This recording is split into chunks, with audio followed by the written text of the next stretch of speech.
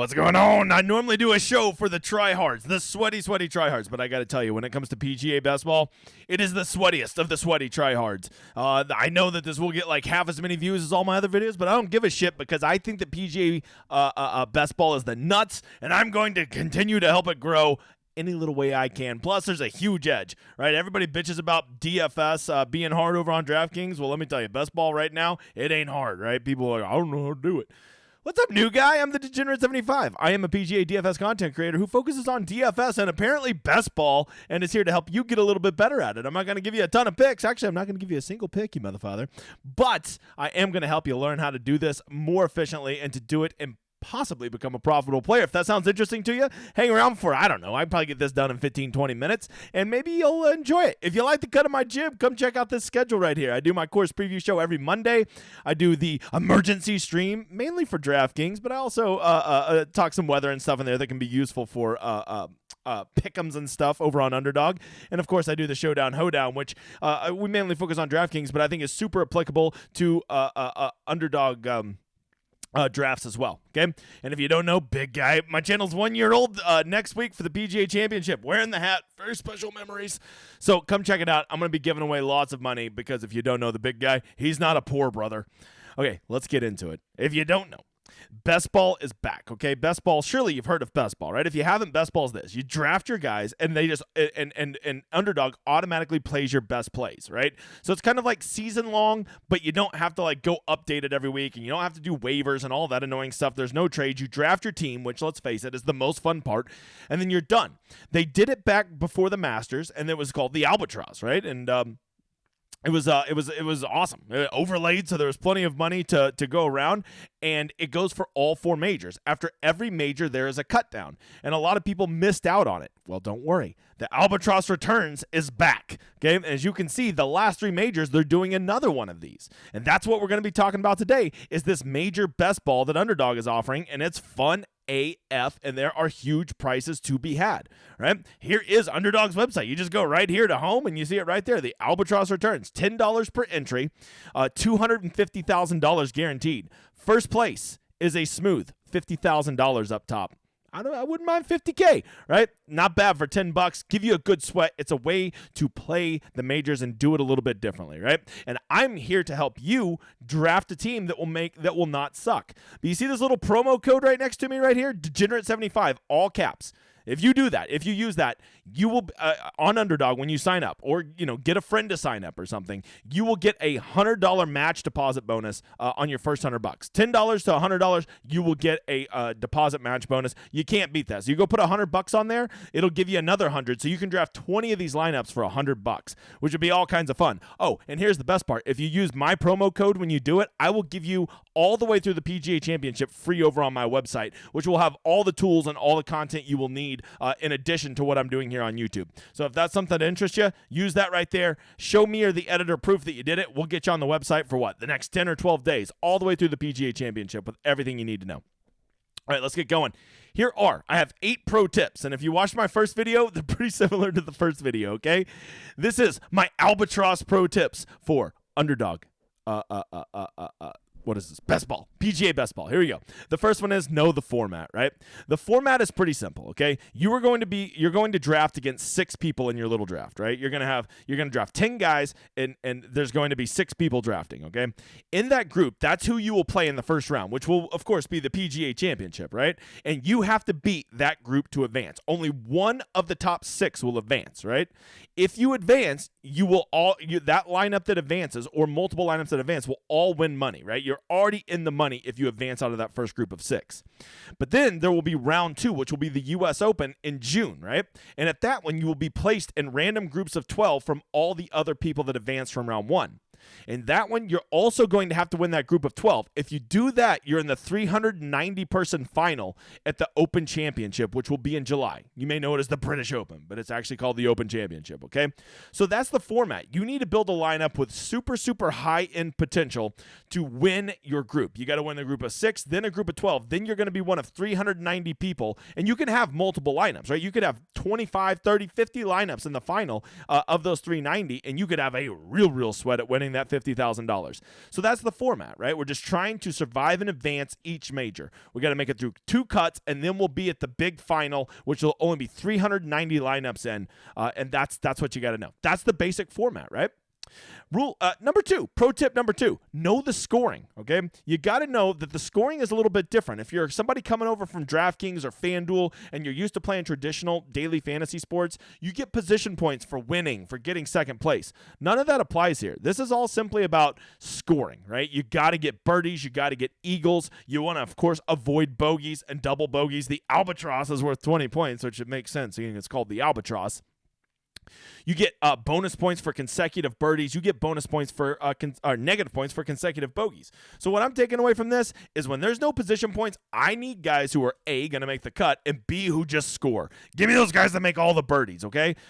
You want guys who, on average, are getting a higher birdie or better rate because they are going to score you more points, right? That's really all it comes down to. The guy in 5th place could, in theory, outscore the guy in 1st place because he could make more birdies, get more streaks, do stuff like that than the guy who won, who may have just made a whole bunch more pars and not taken on as many bogeys as the guy in 5th place. So it's not about where they're going to finish. It's about how many points they score, and you get that through birdies and eagles and streaks. So know that scoring format right there because that will kind of guide you to draft the better players for this format. Pro tip number 3, the PGA Championship matters. That is the first of these events, right? When you are drafting, you've got to be aware that the PGA Championship is the first cut. If you don't make it through that, if you don't beat your group of 6 in the first group, you're already dead, right? So you need to focus on the PGA Championship, right? You want to draft your 10 golfers. Every single one of them should be qualified for the PGA Championship, right? Every single one of them. And if they're not, you're just screwing yourself. And so here's what I did. Back when I did the first one, I did 135 entries in the big Albatross, and I have 46 advanced. That's around 34%, whereas you should only expect to advance about 16 to 17%, right? So I doubled the average of how many I should advance, and I had this crazy, crazy strategy. You know what I did? I drafted guys that played in the Masters. I know, I'm revolutionary. How do I come up with these strategies? A true genius in my time, okay? And because of that, so many other people were drafting guys like Ricky Fowler and all these guys that weren't playing in there. They were playing they had 7 or 8 guys playing my 10 guys, and no surprise that 10 guys is frequently, I'm going to get a better 6 out of that group than they're going to get out of their 6 or 7, right? Because it always pulls your 6 highest scores.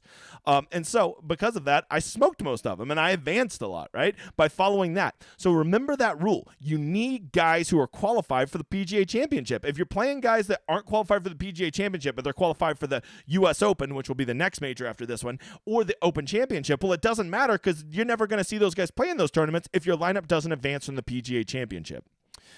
Next, know who's qualified. Over on my site, I will have all the tools. I have this thing right here called the Rosetta Stone, which will tell you everybody who's qualified for what tournaments, who is likely to be qualified for tournaments, and their tournament history on all of those, right? And knowing that is super important. If you go play a guy that's not qualified, right? You want to play Sam Bennett, well, he's not even in the PGA Championship, so I don't think he's a very good guy to draft, right? Yes, he might be playing in the US Open. Yes, he might be playing in the PGA Championship, but that doesn't matter if you don't make it through the PGA Championship because he ain't going to be alive in those lineups anyways because those lineups didn't make the cut and they're gone. Pro tip number 5. Ignore ADP the last 2 rounds. ADP stands for average draft position, right? You can see, no surprise, Jon Rahm is going on average number 1, and no surprise, Scottie Scheffler is on average going just ahead of number 2, right? So basically, the top 2 picks are always Rahm and Scheffler. Rahm is getting picked more frequently than Scheffler at number 1. So you go down, and you can see Cam Smith is getting drafted at 16.5, and this gives you an idea when you're drafting when you should be taking guys, right? Like if you're at the 20, if you're in the second round, right? You have the 10th pick, right? The 10th overall pick in the second round. You probably don't want to be taking a guy like Shane Lowry who has an ADP of 27 because you're going to easily be able to get him later. That's all ADP is. It gives you kind of a guideline of where people are getting drafted so you kind of know. Sometimes you have to draft higher than people's ADP to get them if you want, right? Like if you really want to guarantee you get Hideki Matsuyama, you might have to play him you might have to draft him in the second round to make sure you get him, or early in the third round, right? So sometimes you have to ignore that ADP to really get the guys you want. But why why I'm telling you to ignore it in the last 2 rounds is because in the last 2 rounds, a lot of these guys down here, their ADPs are they're all like 59 point something. Just go draft the guys you want, and specifically draft the guys you want that are going to be in the PGA Championship, because these guys down here are going to be really low owned. And if you can get somebody who's low owned in the PGA Championship who goes nuts, you'll almost certainly advance, right? And so that's a great weapon to have, is just ignoring ADP these last few rounds. Who cares what their ADP is? Use those last couple rounds to go get you some flyers, some guys that you like, right? Say that I'm pretty sure JJ Spawn's in the PGA Championship, which I have my tools, so I can verify that in a minute. But you really like him. You have a good feeling about him. Well, who cares what his ADP is? If you have the 51st pick, go draft him. Who cares that he's 59? Ignore ADP the last 2 rounds. That would be my advice to you. Pro tip number 6, track your exposure. This is what's really cool over here, right? So of my 46 teams that advanced in the original Albatross, because remember, we're talking about Albatross 2 now. This is the second go-around.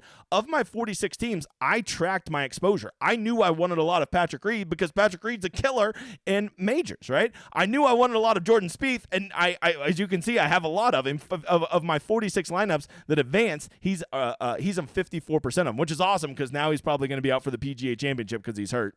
I wanted a lot of the live guys, so I took a lot of Brooks. I took a lot of Bryson. I took a lot of those guys, right? Abraham Answer. So I track your exposure. And if there's guys you really like, if there's dudes that you think are going to kill these last majors, you really want to focus on getting more of them, right? If you love, let's just use an example. You love Dustin Johnson for these last 3 majors. Well, then make a point to get more of him, right? Because on average, you should only have each of these guys in about 16% of your lineup. So if you love Dustin Johnson, go get him in 30 or 40% exposure. Draft more of him. So if he does good based on your feeling, you will have leverage on everybody else. Number 7, live guys. I guess I just kind of talked about this one, but know who your live guys are and know that they are going to go undervalued, right? Some guys like Taylor Gooch might not qualify for the U.S. Open, so some of these live guys are being screwed, and that narrative is out there that live guys are going to be screwed and going to be left out of majors. But just know that guys like Bryson and Brooks and Patrick Reed and Dustin Johnson Cam Smith are likely all going to be in all of the rest of the majors, and you're getting high quality players at lower draft positions than you should, simply because people don't really understand the qualifications for the rest of the majors, and they think because they've been playing on live, they're no longer top flight golfers, which I think is kind of nonsense, right? And lastly, know the courses. Like if I told you right now, what course is the PGA Championship going to be played at? Could you tell me? Furthermore, could you tell me where the U.S. Open is going to be played? Furthermore, the Open Championship? You couldn't, right? And even if you could, can you tell me what kind of guys play well at those courses? Okay, well, I had my boy Luke on, and we talked about all the courses and the kind of guys that would shape up well at these courses. So I think you're going to want to draft players that are good fits for these courses, right? If you know the PGA Championship and the U.S. Open are going to be, you're going to have to be long and straight off the tee. Well, then you probably don't want to draft like Denny McCarthy, right? A guy like Matt Kuchar becomes a lot less valuable in a format like that, right? If you find that the courses are playable and maybe the short guys can get there, well, then maybe a guy like Matt Kuchar does become super appealing because he does do well at the Open Championship and he can play on short courses. Okay, so know your courses, know the 3 courses that are remaining, know the kind of people that fit on there, right? If all of this is overwhelming and you want some help, well, don't worry. Over on my site, I have everything you need. djin75.com. I will have the tools, I will have the content, everything you need for best ball. We're waiting on the official PGA Championship field to come out, hopefully today, Tuesday. That's May 9th, and we will be able to update everything, finalize everything, and then we can project who's going to make the U.S. Open and make the Open Championship, and we have, over a week to get all of our lineups drafted over on Underdog, right? Once again, that code right there, Degenerate75, if you use that and you do the deposit bonus, they'll match up to $100, 100% up on $100, and I will give you all the way through the PGA Championship free on my website. Okay, check it out if you want to. Just show me the editor proof. And of course, like and subscribe if you've enjoyed this video. I know there's only like 12 of you. If you're new and you just found this channel, let me know in the comments. I think I'm going to be doing some best ball giveaways next week. I will move you to the front of the line if you're a new guy to my channel. I hope you've enjoyed this show. I hope that to see you in the mean streets of Underdog. But most of all, I hope you just enjoy this outro.